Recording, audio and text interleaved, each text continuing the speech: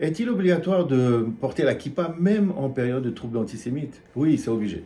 Mais attention, ça ne signifie pas qu'il faut afficher une kippa visible. Pour se protéger, optez pour une casquette discrète, car la kippa est un symbole religieux sensible. Il est essentiel de rester respectueux de notre entourage, même quand il est hostile. Alors dans certaines situations, comme au travail, on peut aussi choisir de porter un postiche en forme de kippa. L'idée, c'est pas de braver les règles, mais de faire preuve de sagesse. La kippa est avant tout un signe de soumission à Hachem. C'est une manière de nous rappeler notre mission de le servir en tout temps. Comme un roi porte sa couronne pour rappeler ses responsabilités. Enfin, rappelons-nous qu'Hachem contrôle tout. Aucun mal ne peut nous atteindre sans sa volonté. Si des individus nous manquent de respect, cela reflète notre besoin de nous améliorer. Par exemple, en étant conscient de la sainteté des lieux de prière, de Torah, d'une manière générale, la Torah et ses mitzvot.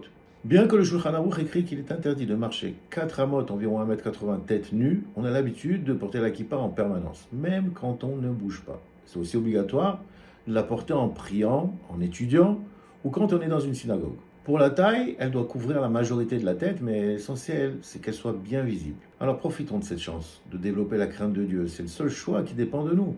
Comme le dit dans le Talmud, Brachot 33b, Akol bide shamaim chutz mirat shamaim. Tout est entre les mains d'Hachem, sauf la crainte de Dieu. C'est à nous de la cultiver.